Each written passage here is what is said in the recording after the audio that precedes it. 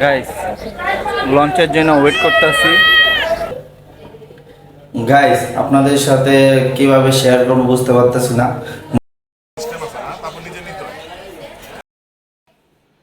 আমরা স্যুপ খেয়ে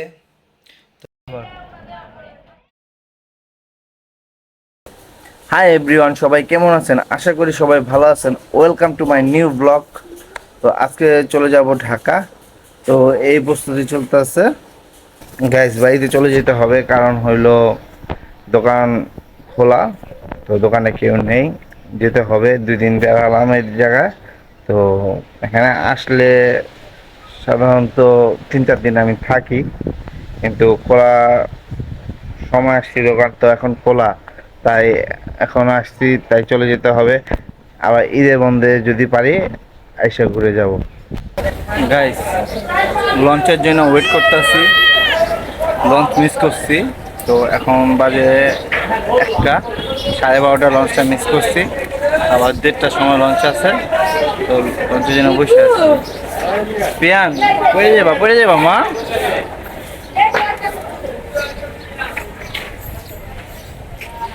প্রচুর গরম পড়ছে গাইস, অসহ্য।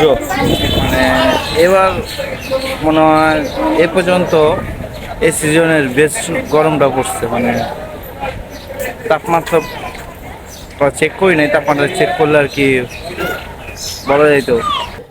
গাইস, আপনাদের সাথে কিভাবে শেয়ার করবো বুঝতে পারতেছি না। মনটা অনেক অনেক অনেক খারাপ। গত 2 দিন ভিডিও আপলোড করি নাই, আপনারা তো দেখতে পাচ্ছেন। কারণ হলো কোনো কিছু শ্যুট করি নাই, কিংবা শ্যুট করার মতো মনোমানসিকতা ছিল না। তো সেদিন মুন্সিগঞ্জ থেকে আসার পথে খবর পাই আমার এক ফ্রেন্ড সুইসাইড করছে। তো ওর সাথে আজকে 2012 থেকে চলাফেরা। তো আমি যেদিন মুন্সিগঞ্জ যাই, এর আগের দিনও ও আমার শপে আসছে এবং রাতে আমরা আড্ডা দিছি। তারপর পরের দিন সকালে আমি মুন্সিগঞ্জ গেছি, কিন্তু ও শুক্রবার দিনকার মেবি, আজকে হলো মঙ্গলবার। তো কালকে ওর দেহ কাজ সম্পূর্ণ হয়েছে। ও 2 দিন আগে গলায় দড়ি দিছে, আই মিন সুইসাইড করছে। তো আমরা খবর পাই 2 দিন পরে।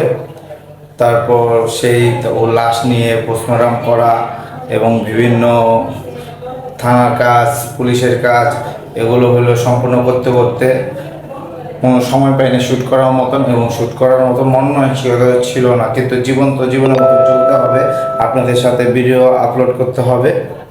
তো এখন আর কি করার। তো ওর জন্য সবাই দোয়া করবেন এবং আশীর্বাদ করবেন। ও যেখানে থাকুক যেন ভালো থাকে। বন্ধু বান্ধব কারোরই মন ভালো না, তাই সবাই মিলে গেলাম একটু মনটা ভালো করার জন্য নাস্তা খেতে। তো নাস্তায় আমরা স্যুপ খেলাম।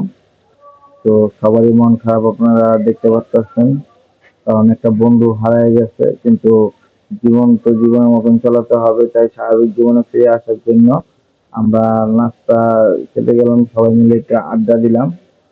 তো স্যুপ খেলাম আর অম্পন খেলাম নাস্তা। এটা নাস্তা না বলে আমাদের রাতের খাবারও বলতে পারেন। আমরা স্যুপ খেয়ে তো পিয়ান আর পূজার জন্য স্যুপ নিয়ে আসলাম।